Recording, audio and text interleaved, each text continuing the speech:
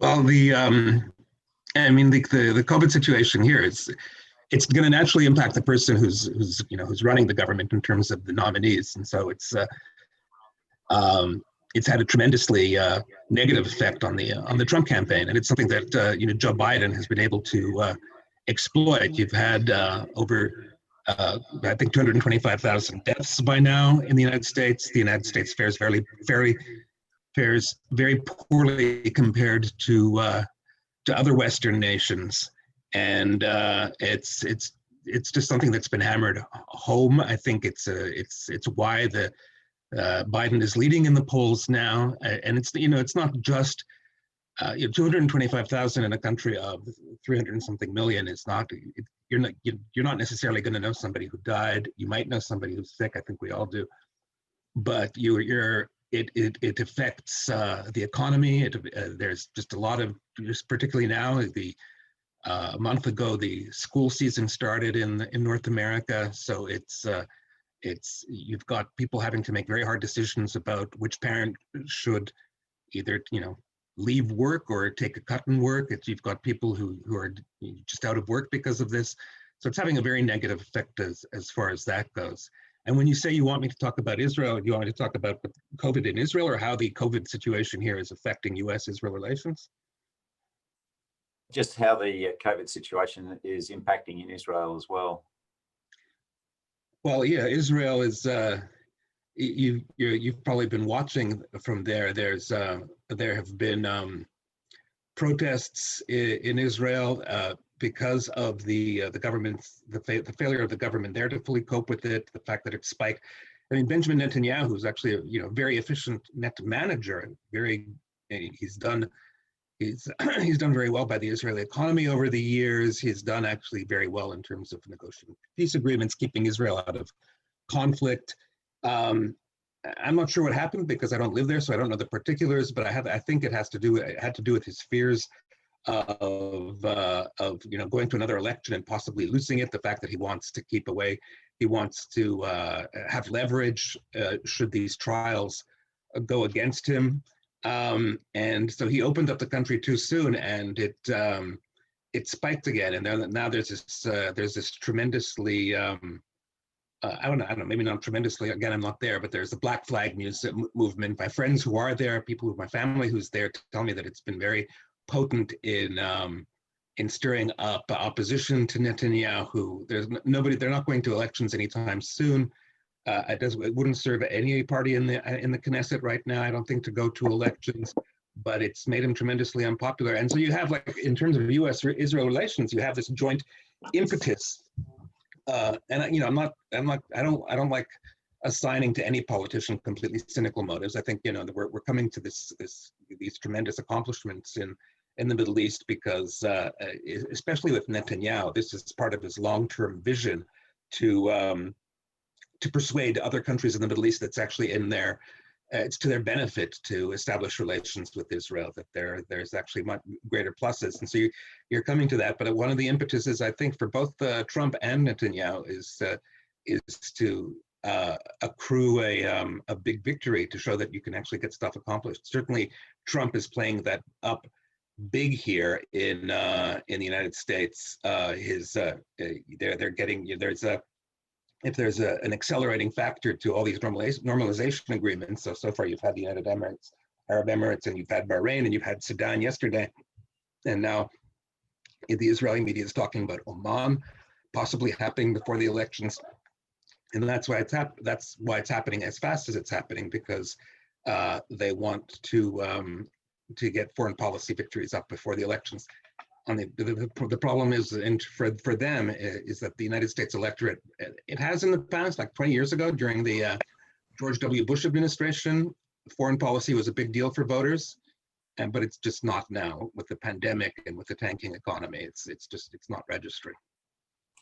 Yeah, we might circle back to where things are going diplomatically in the Middle East a little later, but I think one of the things that fascinates us, particularly coming from the Labor side of politics here, is the evolution of US politics on the left as well, and particularly in relation to where the Jewish community might be going in its attitudes. And I guess a lot of us would know the I guess, the historical nature of the Jewish community's politics, in that you had so many refugees fleeing Imperial Russia and all of the persecution of the pogroms, and then, of course, in the wake of fascism in Europe, and being so prominent in progressive politics in the United States, in the Democratic Party and in the union movement, founders of various unions, very prominent in peace processes and civil rights activism.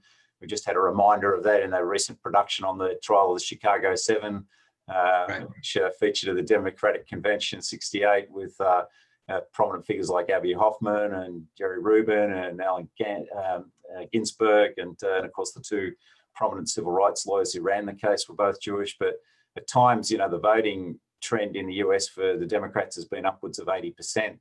And of course, in the period of Bibi Netanyahu, there's been, it appears like a growing tension between the American Jewish community and the Netanyahu administration. So firstly, how do you see, and of course, lately we've been watching Alexandria, Ocasio-Cortez, and just recently boycotted the 25th anniversary assassination commemorations for Yitzhak Rabin, and really extremely concerned about where that extremely left position in the Democrat world is going. What I call the lazy left polarization. So, how do you see Democrat politics evolving in relation to the Jewish community in the US and the Jewish community's attitude to to Trump and to Biden and also to Netanyahu? So, the old story here in US politics and Democrats and Jewish voters and how Israel plays into that. So there are a couple of surveys recently, a couple of polls, or several. There was the American Jewish Committee, the J Street one. There was a something new called the Electorate Institute, and they all show Biden doing very well with the Jewish voters. In fact, he's improved. I think the Jewish Electorate Institute last week, he was at 67%. And the American Jewish Committees this week, and J Street's as well, he was up to 75%. And so he's improving. And so, it's what they call the threshold issue. Why doesn't Israel register when a Jewish American is going into the voting booth? If you've got a choice and one of the Republican president or nominee is objectively closer to the Israeli government's positions and more tighter with Israel. And it's a question that they asked twice during the Obama administration, because certainly John McCain was closer to Israel and Mitt Romney was closer to Israel. And it was the same thing with George W. Bush administration. With John Kerry was close to Israel, but George Bush was closer to Israel. So why do Jews keep on coming out and voting for the guy who's less? Because they have a threshold. This is the theory. I don't know how you can test this, but this is what everybody agrees upon. If the Democrat is good enough on Israel, then you're going to look to other issues. If Israel is going to survive whatever tensions that might come up with the Democrat that wouldn't come up with the Republican, it's just not going to register so much. And so people say that, and I'm not sure this is exactly true. I think it's more complicated than that. They say the one time that the threshold came into play was with Jimmy Carter in 1980, when he actually got a plurality of the Jewish vote, but he didn't get a majority of the Jewish vote. And Ronald Reagan did better than any Republican candidate with the Jewish community had, since the 1920s and since then. And so that, Jimmy Carter, because of his tense relations with Israel, at least in part, I think, held the threshold. So that's and so to the degree that maybe there was a concern that the threshold issue would come up again because of Bernie Sanders, who has an interesting relationship with Israel. He's he lived on a kibbutz. I think he actually feels a certain affection towards the country, and he's certainly not as far left as some of his acolytes would be. So that it was coming up. What if Bernie Sanders is a nominee? Because for 4 weeks in February it looked like he might be the nominee. And then Joe Biden became the nominee, and Joe Biden has this 50-year relationship with Israel. He loves Israel. He keeps on mentioning it. He's got this, this famous relationship with Golda Meir in the 1970s that he keeps on talking about. He was seen as, Israel's best advocate in the Obama administration. He counseled against the famous United Nations Security Council vote right at the very end of the Obama administration that the US veto allowed through a vote condemning Israeli settlements. and just proceeded. It's no longer an issue. So the degree to it, and so that's where it's at right now. And the question is, does it come back after Joe Biden, if Joe Biden wins, and does it come back in 4 years after a Biden presidency? I think my sense is that it comes back, but it's not as pronounced as like Republicans or people on the right in Israel would have you think it is. That it's resonant beyond just Joe Biden's relationship with the Israeli government, with the Israeli figures, and with Israel itself. There's a deep reservoir within the Democratic Party, and so you had, for instance, a guy who was very critical of Israel, Jamal Bowman, oust in a primary Elliot Engel, the chairman of the Foreign Affairs Committee in New York. He's a New York congressman who's very, very close to Israel. And at the same, so everybody was noticing that, and everybody was saying that that's a sign of things to come. And it is to a degree. I think that this movement's only going to grow. But at the same time, what people weren't noticing is that a very progressive gay Hispanic guy, Richie Torres, won the primary in the neighboring district. Actually, it's not neighboring to Engels, but it is neighboring to Alexandria Ocasio-Cortez. It's a Bronx district, and he's very, very pro-Israel, Richie Torres. And you see on the left, there's like the Israel critical left. People are trying to paint Torres as cynical and wanting pro-Israel money, but you listen to him, and this guy's been to Israel. He understands Israel. He just really likes Israel. He sees it as a progressive haven because of its treatment of gays. And that still persists in the Democratic Party, but certainly Ocasio-Cortez and Ilhan Omar and Rashida Tlaib, they've made it kosher to be critical of Israel to a degree that you couldn't have been like 4 years ago or 5 years ago within the Democratic Party.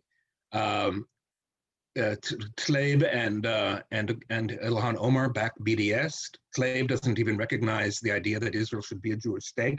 Ilhan Omar does, but Tlaib doesn't. And now, there are 2 people in the Congress now that back BDS, and there's going to be a 3rd one, a St. Louis nominee who's virtually guaranteed to win, named Cori Bush, who came out of nowhere. Nobody anticipated her winning the primary against the incumbent, who was a member of the very pro-Israel member of the Congressional Black Caucus.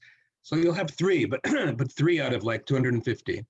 But it's there. I mean, on the one hand, it's small, and Democrats will tell you it's small. But on the other hand, it is there, and it wasn't there 2 or 3 years ago. So that's, I guess, where it is right now. Right.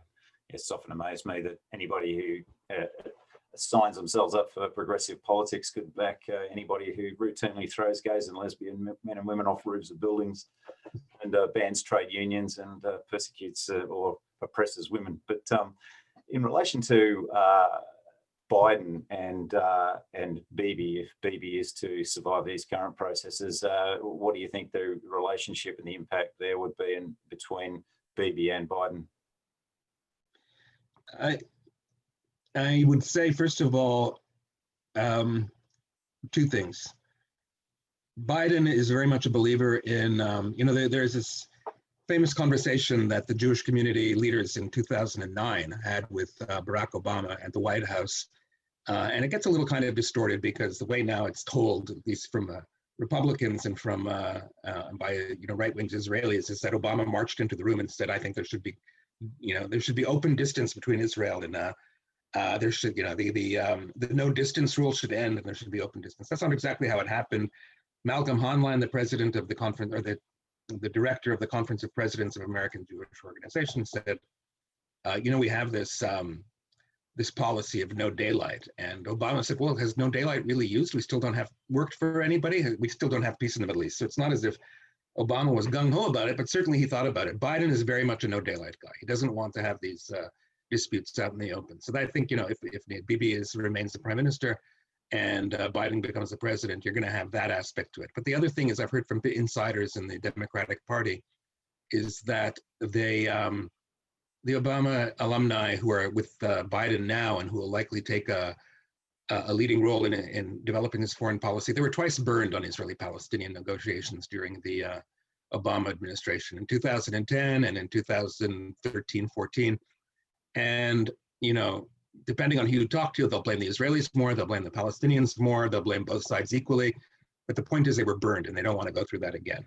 So I think, what you're going to get in terms of perhaps possible tensions with Israel, it's going to happen with the Iran deal. Biden wants to get back into the Iran deal. He sees leaving the Iran deal as having been catastrophic in terms of both in terms of American alliances, but also in terms of accelerating Iran's path to a nuclear bomb. He wants to come back in. He wants to set different terms.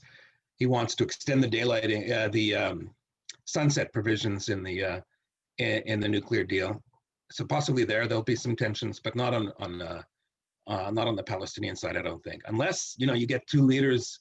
I think that they've really come to the conclusion on the Democratic side that it has to be organic. It has to come from the Israelis and the Palestinians. I've spoken repeatedly to a guy who was at the center of the 2013-14 negotiations, Ilan Goldenberg. As you can guess, he's Jewish. He's got an Israeli, his parents are Israeli, or at least one of his parents is Israeli. And, his attitude was, we don't do this again if they hate each other this much. And Abbas and Netanyahu hated each other. And he said, it's just bad for us. It's bad for everybody. And I don't know if Ilan will have anything, to do with the incoming administration, or he's going to stay in the think tank world or whatever if Biden is elected. But that's it's not so much him. But I've heard from others that that's the prevalent view. So I don't anticipate Israel tensions, at least on the Palestinian side. And that's not necessarily objectively a good thing. There is a case to be made for trying to advance Israeli-Palestinian peace, but really, Biden. The one thing Biden's praised about this administration is its advancing of the normalization agreements with the United Arab Emirates and Bahrain and now Sudan. He thinks it's okay, it's good, actually, and he would. So I would anticipate he would pick up on that, which means that he would pick up on the Netanyahu doctrine of advancing Israeli-Arab peace absent a deal with the Palestinians. So you'd see basically the thrust of what Trump's been doing, which has obviously been heavily underpinned by incentives on the US side, and squeezing concessions out of Israel in that respect too, in relation to the fighter aircraft and those aspects that you would. I don't know about the fighter aircraft. Democrats are very much opposed to the sale of the fighter aircraft. I think Biden as a president would definitely want to advance those peace processes. I don't know if he'd give the same incentives. There's a real, who knows to what degree people change because of political opportunism, but there's now a law advancing. They're calling it bipartisan, but it's 15 Democrats sponsoring it and 2 Republicans, or 30 Democrats and 2 Republicans.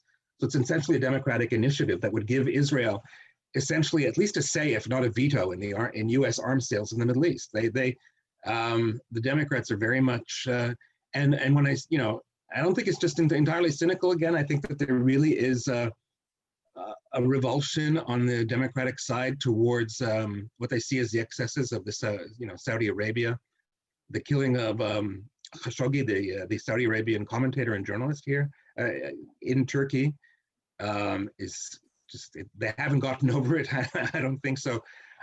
I think that there will be, yes, they will take up the Netanyahu doctrine of trying to get to peace with the non-Palestinians, so to speak. But they're not going to dangle the same carrots that the Trump administration is dangling, I don't think. That might be a concern actually to the United Arab Emirates there, because they're really invested in getting those F-35s. And the delisting of Sudan on the terrorism list, that the Democrats would also continue with that policy, or? They'd probably continue with that policy because I think there is in that case, in that particular instance, there's a resistance on the Democratic side to not talking to other, to making pariahs out of other governments. They want to remain engaged, and the keeping Sudan on the terrorism list means keeping Saddam. It means it's more difficult to actually engage with Sudan. There's a little bit of hypocrisy on the other hand on the Democratic side, because Biden strongly criticized Trump for engaging too much with North Korea, but that's exactly what the Democrats want to do with Iran. Certainly not to the extent that the Republicans depicted. They don't want to become friends with Iran. They don't want to make Iran like an American ally. but they want to be able to engage with Iran. And so, they're criticizing Trump for his engagement with North Korea, with the dictatorship there. But I have a feeling that they would pivot on that as well if they could come to some sort of denuclearization process, and it involved engaging with North Korea. It would be completely consistent with past Democratic administrations, particularly the Clinton administration. Right. I think we've all been impressed with the appointment of Kamala Harris as the VP nominee, and the impression is she's going to be very sensible on these Middle East issues as well. And so if there's any, God forbid, any need for a handover during the next administration, hope Biden maintains his health. But I guess circling back then, they're probably on the other side of this coin, watching the processes that Bibi's been involved in Israel, the corruption charges and whatnot. Where do you see that landing, and what would a post-Bibi world look like in Israel? Again, I'm not there, so I'm not watching it like day to day, but I do think that it's inevitable that he's gonna face a trial probably in January. I don't know where it's going to go. I don't know how it's going to affect his popularity. I don't think anybody knows. But in terms of the U.S.-Israel relationship, in case there's a Biden presidency, I think, like I said, Biden himself would get along with Bibi. I think tensions would tamp down because Biden would be not as bad as they would be if there was any other Democrat who was president. But overall, I think it would probably be good for the Democratic Party-Israel relationship if Bibi were not part of the scene. I mean, for two reasons. The whole speech to Congress in 2015 on the Iran deal, criticizing Obama's Iran policy, really, there was already a little bit of tension, I would say, between the Democratic Party and the Likud and the Israeli leadership, but that really exacerbated it because it was just considered to be. He conducted negotiations on speaking to Congress strictly with the Republican side, with the Republican House Speaker at the time, John Boehner, and surprised the Democrats, surprised the Obama administration, and surprised even the pro-Israel community here when he accepted the invitation. So it was considered like what they call a diss towards Democrats. It was considered especially a diss towards the Black Democrats, the Congressional Black Caucus, which includes among it some people who were very pro-Israel. They were infuriated by it. So that's one thing. And then his embrace of Donald Trump, his saying that Donald Trump's just like, Trump tried to get him to attack Biden the other day in a phone call, and Netanyahu very smartly, really deflected and saying we welcome peace from whoever, assistance in getting to peace from whomever gives it in the United States. And so that was actually almost like he was actually, talking back to Trump, which was interesting in of itself. So he's not entirely unaware of that, but he's seen as embracing Trump. He's at the moments of crisis, and this is in the American Jewish community as well. At the moments of the deepest crisis for American Jews probably was the massacre in Pittsburgh 2 years ago, and then Bibi's ambassador here, Ron Dermer, gave Trump a heck share, and the American Jewish community in big numbers, in the 70 percentiles, in 70 percentage points, said that they blamed Trump's rhetoric in part for the events leading to that massacre. So those two things, I think, the embrace of Trump, the tensions with Obama culminating in this speech in Congress, which is not to say overall that Bibi was the only one who was responsible for the tensions with Obama, but that particular step, they've really soured Democrats on Netanyahu particularly. So if somehow this culminates in his, I tell people that even if Naftali Bennett would become prime minister, who's to the right of Netanyahu, there'll be tensions over policy, but you won't have the same personality issues that you've had with Netanyahu. Right. And do you see the Democrats, the other part of what Trump's been pursuing, perhaps less admirably or less successfully, has been in relation to the direct Israel-Palestine situation itself, and what looks like a cantonization effect, which from my perspective would be highly unlikely to get much traction. Do you see the Democrats pursuing that, or circling back to something more like an Olmert style plan for the actual direct Israeli-Palestinian peace? I think the Democrats, they've shown time and again that they're very committed to the two-state solution. That they want, that they are, one of the significant things over the last year that happened is that they wrote a letter. Democrats have got something like, out of 224, they got 191 people in the House to sign it. They wrote a letter to Netanyahu saying this would be damaging to the prospects of long-term peace in the Middle East. Please don't do this. And the significant thing about it is that it was initiated by 4 members of Congress. 2 are progressives, Jen Schakowsky from Chicago, who's Jewish, and David Price from North Carolina. And 2 are Jewish and very, very pro-Israel. I mean, identified closely with the pro-Israel centrist pro-Israel movement. And that's Ted Deutsch from Florida and Brad Schneider, who's also from Chicago. And just the fact that they were initiating it, that was very deliberate. The Democrats wanted to get across to Bibi, you do not have any backing in this party for annexation. Maybe a couple of people in the margins. There's a congresswoman from here in Virginia named Elaine Luria. Maybe she would back it, and that's it. That's like that. You don't go ahead with it. Do not do this. And so I think in that sense, yeah. So that shows that the Democrats still remain very committed to the two-state solution. But again, I just don't see a Biden administration pressing too hard. It's the old thing. They recognize that you're at an impasse now, and it's partially the fault of the Palestinians. A lot of Democrats will tell you that they recognize the fault of the Palestinians in this, but because you're at an impasse, maybe now's not the time to push it forward. On the other hand, they don't want it removed from as an option in case things change, and so they would be very much against annexation.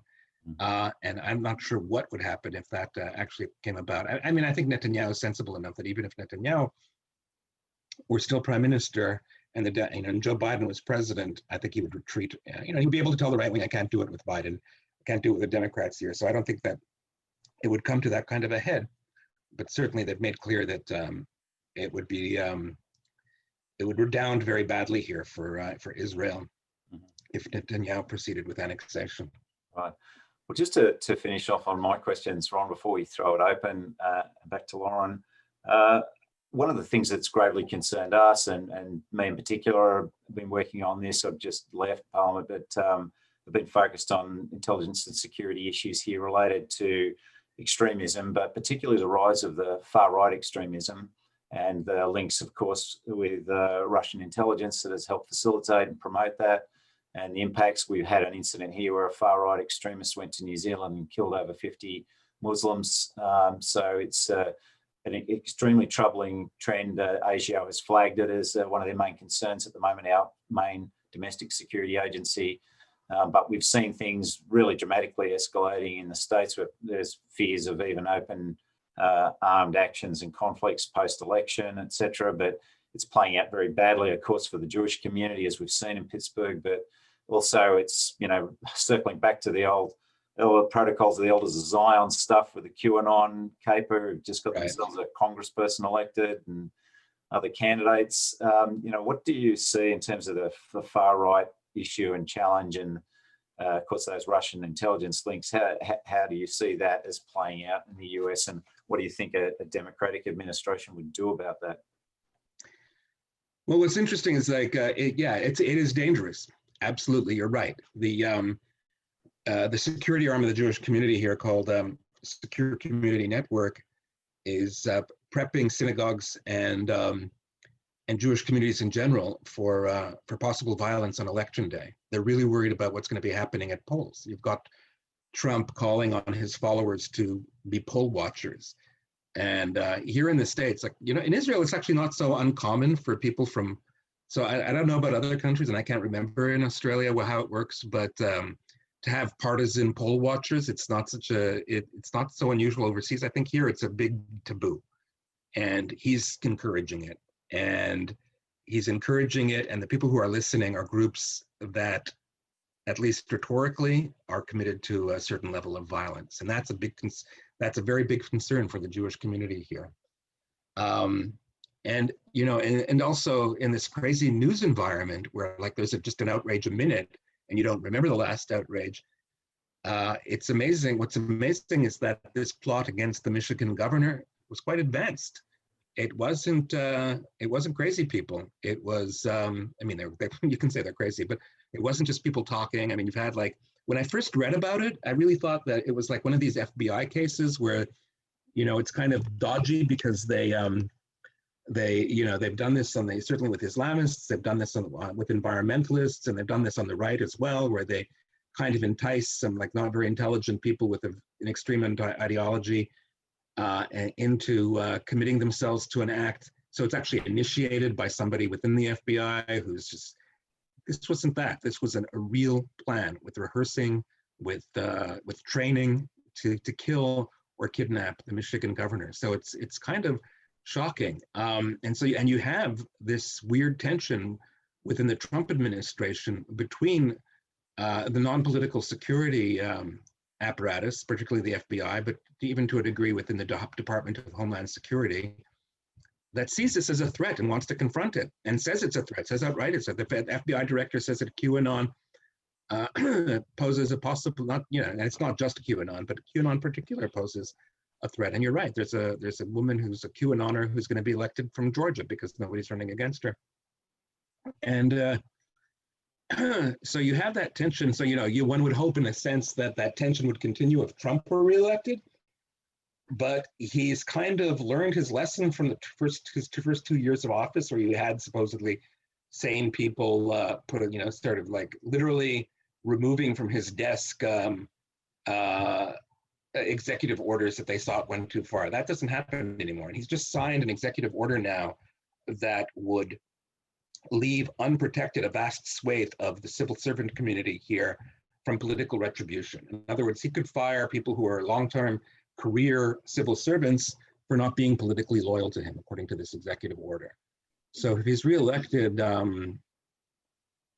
you could probably see a diminishment in the tracking and in the confrontation of the far right, because, and I don't think that, I don't think that Trump himself is like, thinks that it's a good idea that terrorists go out and kidnap governors, but there's this attitude on the right that it's overblown and then it's used against the right to implicate them. I mean, there's an attitude on the conventional mainstream non-racist right that this thing's being overblown by the left and we really don't have to pay as much attention to it. And I think that's damaging. I think that's deleterious to securing the United States and particularly the Jewish community.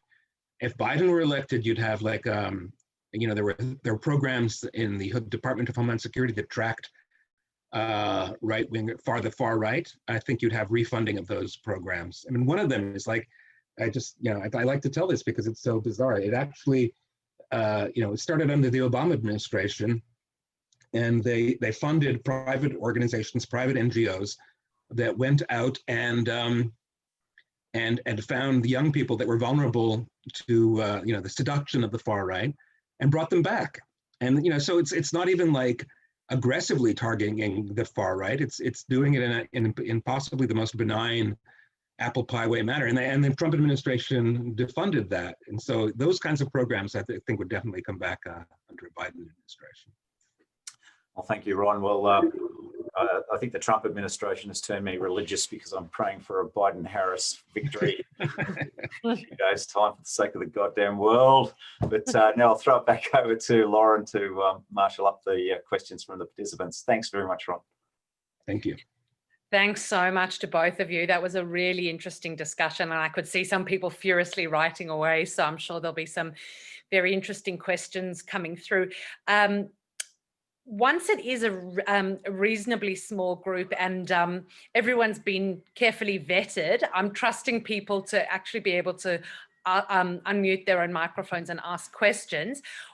while we're waiting for that, you're welcome. If you do want me to ask the question, you can put it to me in the chat, or you can SMS me. But while we're waiting for the questions to come through, I hope you don't mind me lowering the tone of the discussion just briefly to ask you about Kanye West. I can't not as a hip hop fan.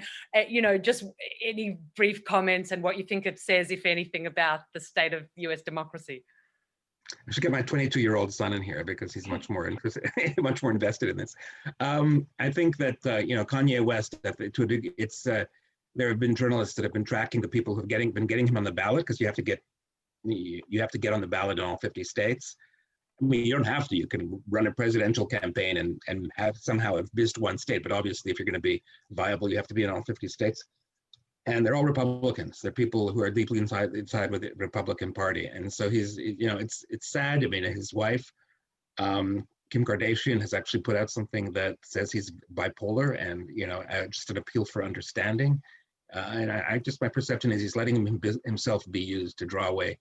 The Republicans, I think, the whole strategy, the overarching strategy of the Trump administration, and this is also something that's changed. I think there was. The amazing thing about Trump, the existence of Trump, is that there was an autopsy after Mitt Romney lost in 2012, and the recommendation, and there were like prominent Republican Jews who were part of this. Ken Mellman, who's a past chairman of the RNC, and Ari Fleischer, who's was a spokesman for George W. Bush, saying, we've got to reach out to Hispanics and Blacks better than we have been doing. And then in 2016, you had Trump. And so the strategy becomes, well, we're not going to get them to vote for us, but maybe we can get them not to vote for Democrats. Maybe we can keep them at home.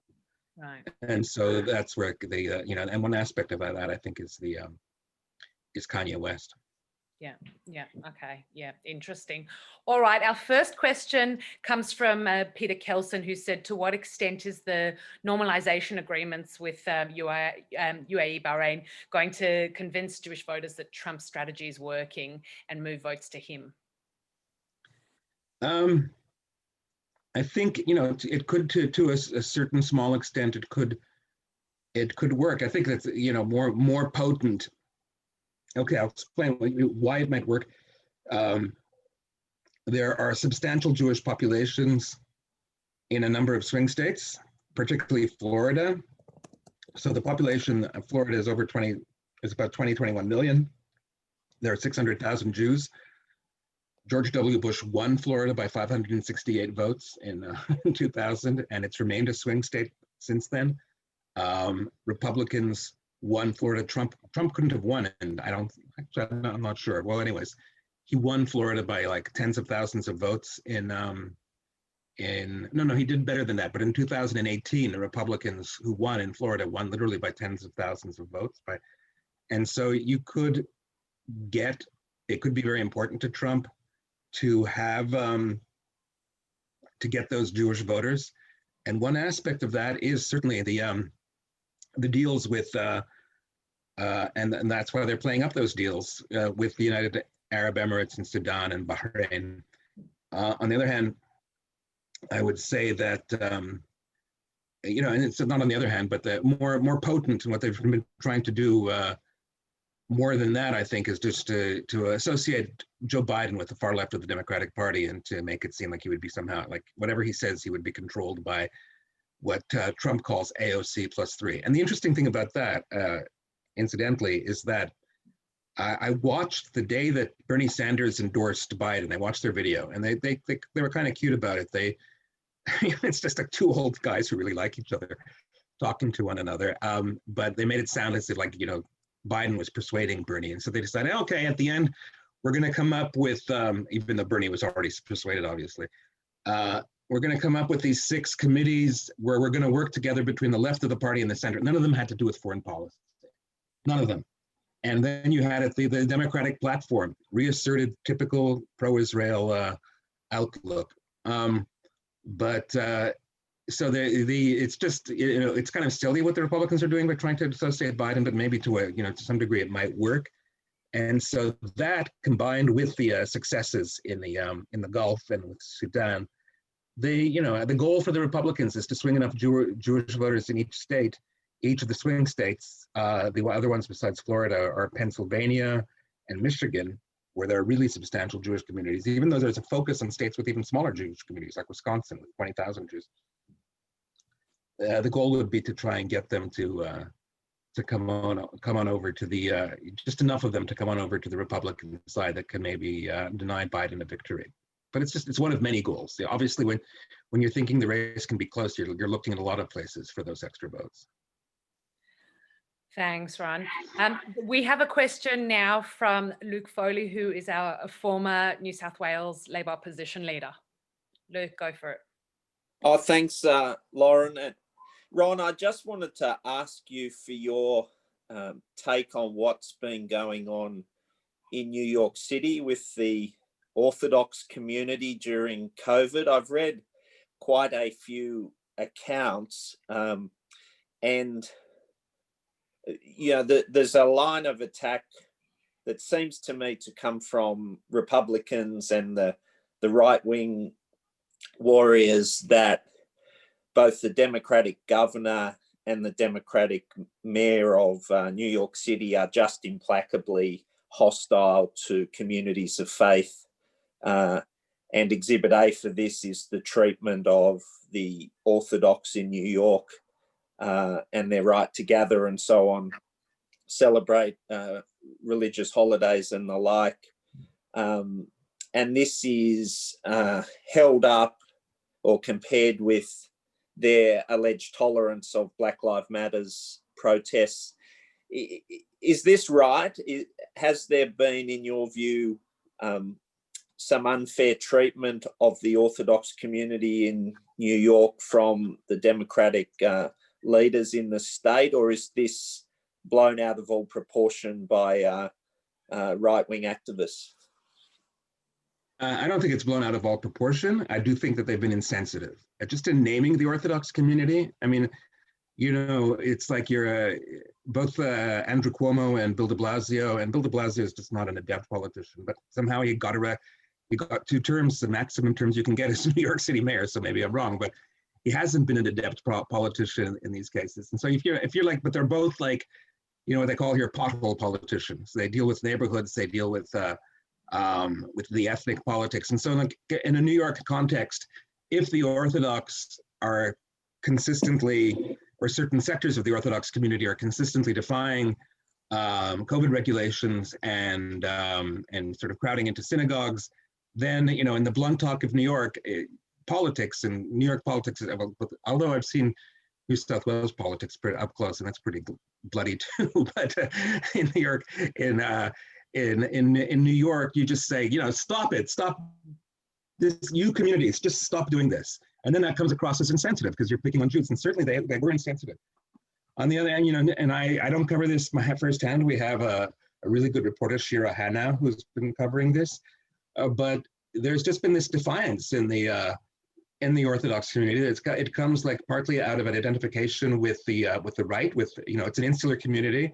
The kind of paranoia that festers on the far right has a happy home there because it's so insular, and all the community, you don't trust the media, you don't trust mainstream politicians. You get these messages on WhatsApp, and so it's all part of a conspiracy. I mean, in terms of Black Lives Matter, it's just 2 different things. I think if you're a governor, or if you're a mayor, you're talking about sort of an organic protest that's much more difficult to control or to prevent, and then you're just seeking measures to mitigate it. And also there's and often in those cases, the protesters themselves will take on COVID mitigation. So they'll try and stay separate from one another, they'll wear masks, etc. And then you have this advanced sort of and that's outdoors also, that's outdoors. And then you have these sort of advanced notice, deliberately planned events that take place indoors where people are crowded together, and you have this higher incidence in certain communities of COVID, and so I think it's a tension between the 2. Frankly, I think that De Blasio, certainly De Blasio and Cuomo to a degree as well, could have played this much smarter. I don't think De Blasio should have put in a tweet naming the Orthodox community.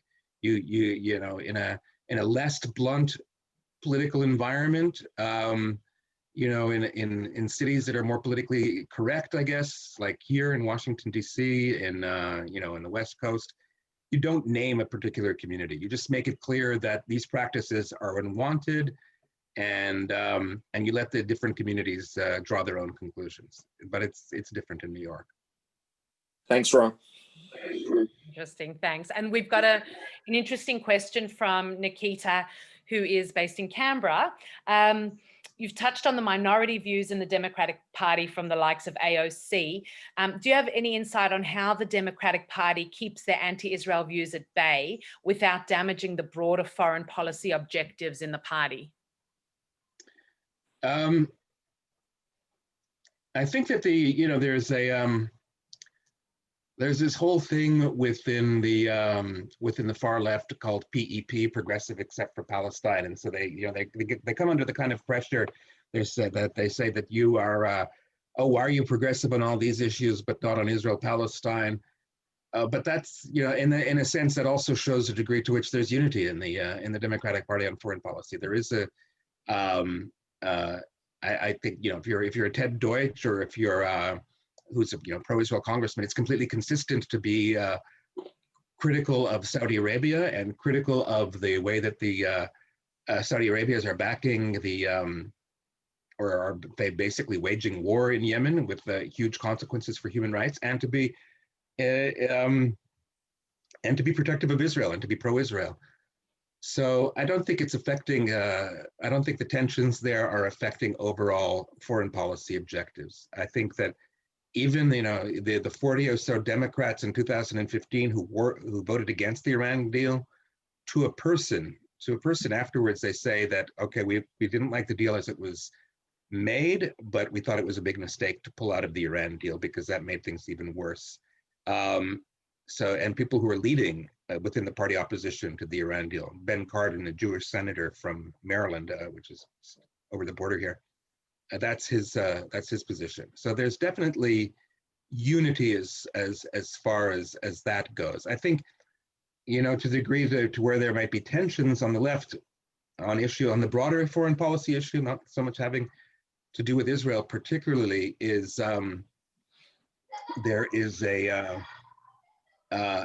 kind of you know what they call it, Jeremy will remember this, Shimon Samuel is calling it the transvestitism of the extremes in Australia in 1984. You're not allowed to use the word transvestitism anymore, so you can't say that.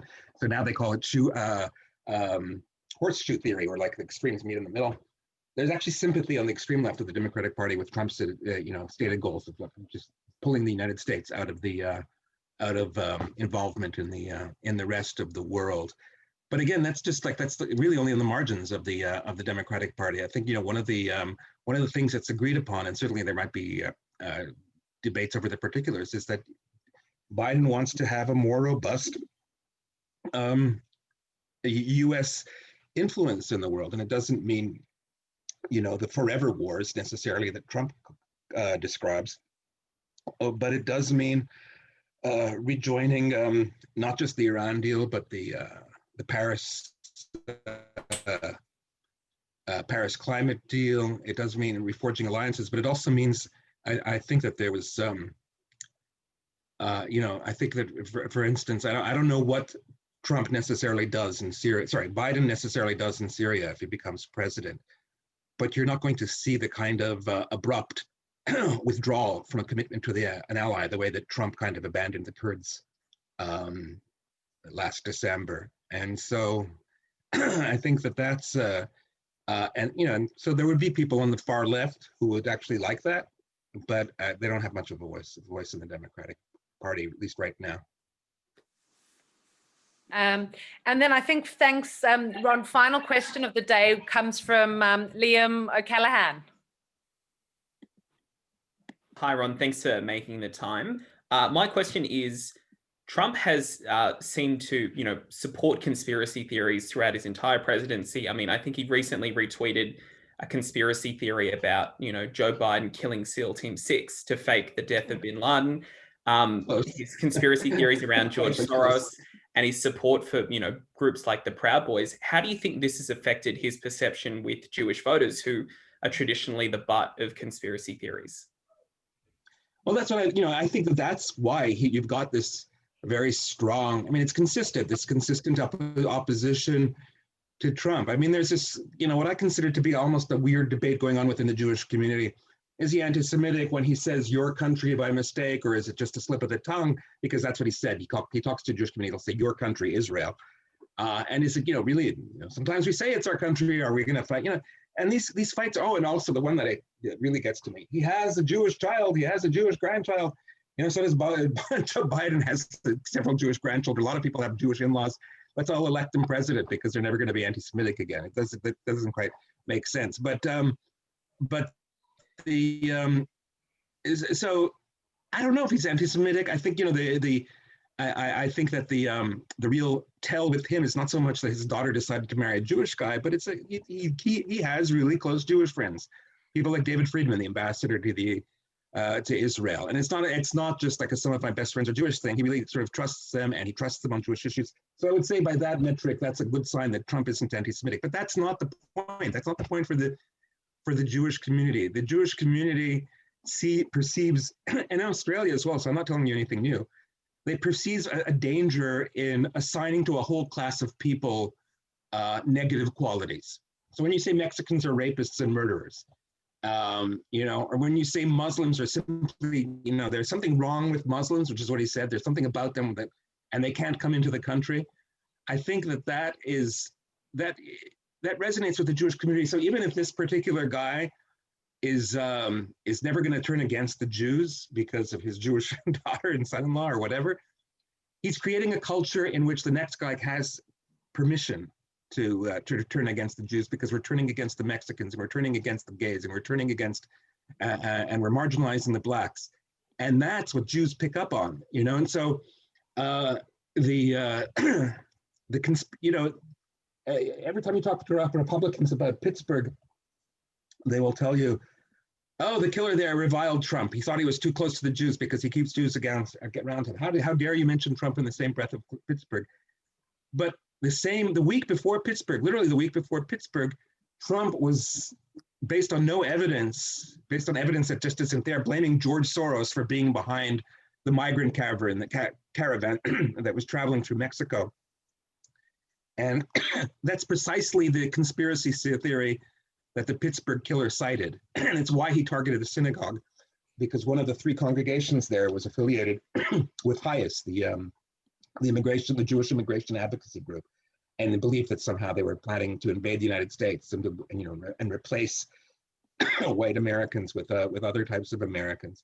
So that's you're right. Those conspiracy theories, QAnon, the whole SEAL Team 6 thing, you just know it's bad for the Jews, even if this guy is friendly to the Jews. It's Pharaoh all over again. He welcomed Joseph, and then a few generations later, you had you had the firstborn being killed. It's like it's not his particular relationships with the community. It's the gestalt of racism and blaming minorities. Yeah, absolutely. All right, look, it's just on 12. So Ron, thank you so much for being part of this discussion and for your insights. It's been a really interesting and thoughtful discussion. So thanks for being here. Dr. Kelly, thank you so much for leading the discussion and the Q&A. And we really appreciate everyone joining us on this cold and miserable Sunday. And we look forward to further discussions soon. So thanks again to Ron and Mike, and thanks to everyone else, and enjoy the rest of your weekends. Thank you. Thank you. All the best, everyone. Thanks very much. Bye. Thank you. Thanks. Thank you. Thank you. Thanks very much.